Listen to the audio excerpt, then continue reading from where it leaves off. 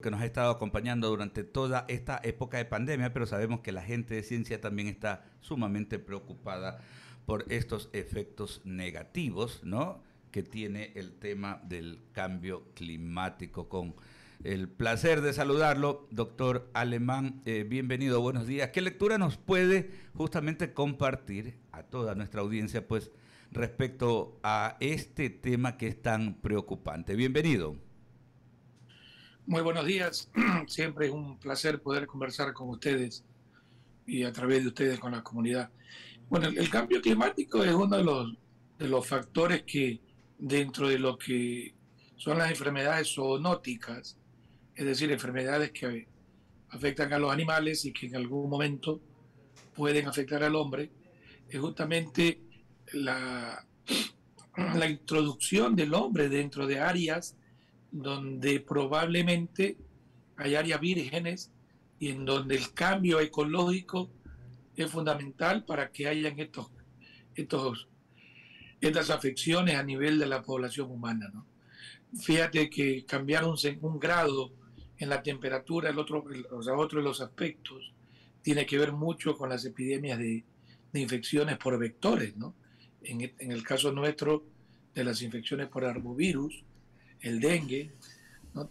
Leves cambios de temperatura pueden hacer que tú tengas millones de huevos de larvas o dentro del ciclo evolutivo del mosquito. Es decir, la implicancia del cambio climático es en todos los aspectos, ¿no?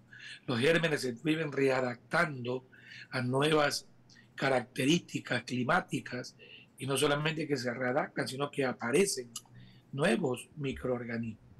Es decir, el cambio climático nos debe de importar y debemos todos, de alguna u otra manera, sensibilizarnos para dar nuestro aporte, para tratar de ayudarnos. Claro, claro que sí, no, por eso decíamos nosotros, o sea, la clase dirigente, a nivel de la dirigencia política, autoridades, pero también cada uno de nosotros, ¿no? Desde nuestro sitial, algo podemos hacer y es importante tener claridad para justamente no seguir con estas malas prácticas. Por este tiempo, doctor Washington Alemán, también tenemos, y a lo largo de esta semana, pues la visita de muchos turistas, mucha gente que viene por el tema de la Copa Libertadores, de la gran final. ¿Qué recomendación desde la comunidad científica se hace a los ecuatorianos, a los guayaquileños en particular, en torno a todas estas visitas? Porque estamos ya de alguna manera pues levantando algunas medidas restrictivas. Se ha solicitado, por ejemplo, que se mantenga en los espacios cerrados, sobre todo,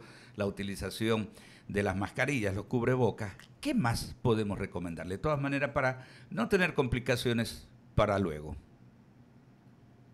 Mira, yo creo que lo del COVID ya lo hemos venido hablando durante todo este tiempo. Ustedes también lo han comentado de una manera, creo, bastante acertada.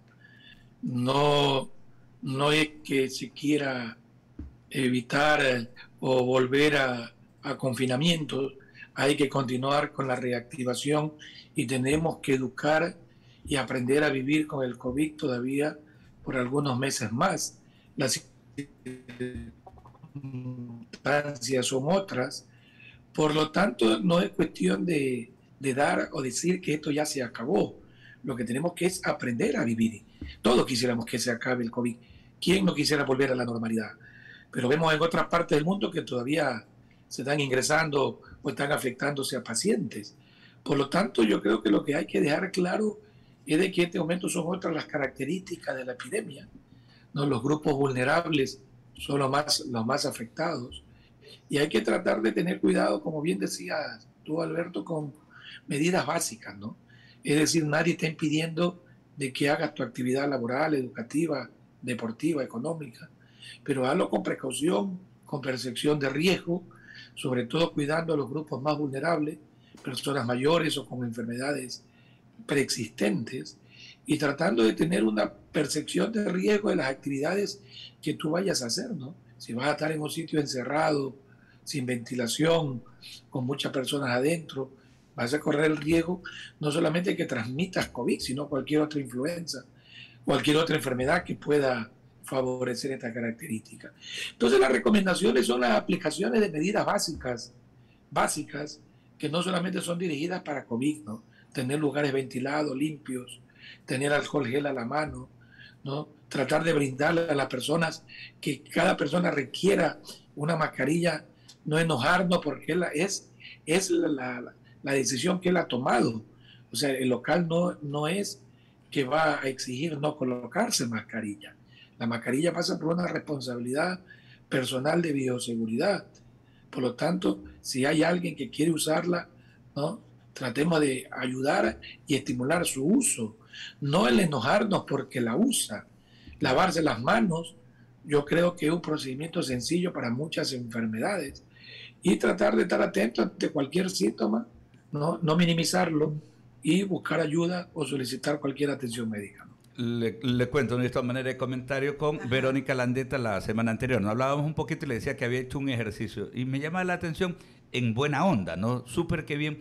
Yo le decía que había estado pues recorriendo varias rutas del servicio de transportación pública. O sea, por un lado Metrovía y por otro lado buses y colectivos, ¿no? Me llamaba la atención positivamente. El cálculo es entre 80 y 85% y sobre todo uno ya por la experiencia periodística, ¿no? Se da cuenta del estrato social.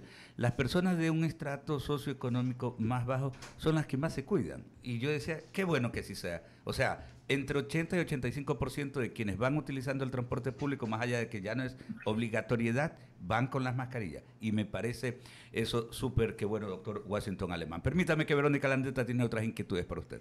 Doctor, un buen día. Ahora, con la frecuencia de visitantes que vamos a tener, que realmente pues la casa se va a llenar más de lo que vemos a diario, es seguro definitivamente pues tener esa flexibilización que hemos tenido, 1 y 2. Y el tema de los cambios de temperatura han hecho que muchas personas ahora presenten gripe. ¿Cuál es el mecanismo ahí a aplicarse? Buenos días, Verónica, un placer conversar contigo. Bueno, yo creo que los cuidados, uno no se cuida por enfermedades, uno se cuida para evitar transmisiones. Yo aplico y educo a la población para que disminuya los riesgos de enfermedades respiratorias. No solamente le decimos a las personas que se cuiden del COVID, es decir, las medidas de precauciones son sencillas y básicas. Si yo tengo una persona delante mío que tose, ¿no es verdad? Lo que médicamente se llama un sintomático respiratorio, yo tengo que tratar de alejarme una distancia promedio de un par de metros, porque con ese simple método o con esa simple estrategia yo disminuyo la transmisión, ¿no?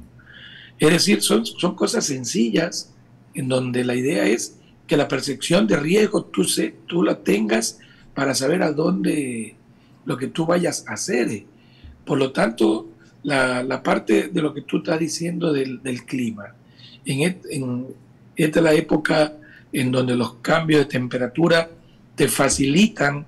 Probablemente no son cuadros infecciosos, sino muchas veces cuadros alérgicos a nivel de la vía respiratoria alta, ¿no? Que son fácilmente confundibles con cuadros infecciosos. Es decir, esto también forma parte de la educación para la salud que uno tiene que hacer para la ciudadanía. Es decir, si yo soy una persona alérgica, yo soy ya alguien que tiene riesgo, tengo que tratar de evitar estos cambios bruscos de temperatura justamente para evitar, ¿no?, procesos respiratorios congestivos que muchas veces, vuelvo y te repito, no son infecciosos, sino son más de tipo alérgico, ¿no? Claro, y uno tiene que estar bastante alerta. En todo caso, pues seguir manteniendo ese buen juicio, ¿no? De saber, por ejemplo, si uno está un poco débil en sus defensas. Uno sabe cuando realmente su cuerpo está un poco débil. Seguir manteniendo esas precauciones y también pues seguir también manteniendo la mascarilla si es que tiene esas, como usted dice, esas persistencias de toser, porque hay personas que tienen esa persistencia de estar tosiendo o de estar estornudando. Entonces hay un poco, la recomendación, doctor, es que sigan manteniendo ciertos cuidados en el tema de las medidas de bioseguridad, ¿cierto? Totalmente de acuerdo, como te lo decías, las medidas de bioseguridad uno no las hace por gérmenes. Si yo estoy congestionado, yo tengo moco por la nariz, tengo tos, tengo fiebre, yo tengo que cuidarme, alejarme, aislarme de personas que probablemente yo pueda transmitir o contagiar. Y para yo ayudar, yo tengo que tratar de utilizar métodos de barrera, ya sea pañuelos, mi codo, lavarme las manos. Y si tengo que trabajar, salir, utilizar una mascarilla. Es decir, yo creo, Verónica, que lo que hay que seguir haciendo es educando. El COVID lo que tiene que dejarnos como lección es que tenemos que educar, comunicar e informar a la población que es el único camino como vamos a seguir mejorando y previniendo enfermedades no solamente infecciosas, sino de todo tipo, ¿no? Doctor Alemán, continúa Enrique San Martín con la entrevista. Gracias, Verónica. Doctor, este fin de semana hubo una noticia que en verdad sí me preocupó, y es que la Organización Mundial de la Salud anunciaba que el virus, el COVID-19, no había muerto, no había sido erradicado en su totalidad, y se referían a varios países. Pero sí, este anuncio me preocupó por el hecho de que el virus podría mutar, y de ahí la advertencia de la OMS para que en los países en el mundo no bajen los brazos. ¿Cuál es su criterio al respecto, doctor? Mira, esto es algo que buenos días, sobre todo, Enrique. Mira, esto es algo que lo venimos diciendo ya hace algún tiempo, no solamente nosotros, sino varios grupos nacionales e internacionales, ¿no? Las infecciones virales no se acaban por decreto ni por deseo, ¿no? Las infecciones virales se acaban de acuerdo a las medidas que tú implementes dentro de lo que es la prevención y la promoción. En el mundo todavía hay un alto porcentaje, ¿no?, de población no vacunada. Y estas regiones se convierten en fábricas de mutaciones, en fábricas de variantes. Y la variante quiere decir que tú vas a tener un virus que no va probablemente a responder igual a una vacunación o va a escapar a tu sistema inmunitario. Y este es el temor ante cualquier enfermedad viral, no solo esto, sino cualquier enfermedad viral. Por eso es que hay que tratar, para calmar a la población, no es que hay que decirle que esto terminó, porque si no la gente va a bajar la guardia y va a pensar que ya mañana no pasa nada, y no es así. La pandemia no termina, el país está en una disminución de casos, al igual que la región, que esperemos, Dios quiera, que sigamos igual. Pero este es el comportamiento de los cuadros virales de este tipo, que en cualquier momento pueden volver a reactivarse si es que las condiciones epidemiológicas, climáticas, clínicas lo favorecen. Y eso es lo que tenemos que tratar de estar muy pendientes, justamente para no volver a cometer los errores anteriores. Por lo tanto, no es alarmar, es informar, ¿ya? Es educar a la población que hay que estar alerta. Doctor, finalmente, mi compañero Alberto Quintana, antes del inicio de esta entrevista, hizo alusión al cambio climático. Y yo recordé inmediatamente aquel documental del ex vicepresidente de los Estados Unidos, Al Gore, año 2016, 2006, cuando comienza él a hacer un recorrido a nivel mundial y llevando este mensaje, advirtiendo de lo que se aproximaba si nosotros no entramos en conciencia sobre el cambio climático y los efectos negativos. Y yo recuerdo que en ese entonces calificaban de exagerado, otros de que, bueno, es una película que poco más termina en una ficción. Y definitivamente no es así. Estamos viviéndolo y es lamentable. Quisiera su reflexión al respecto, doctor.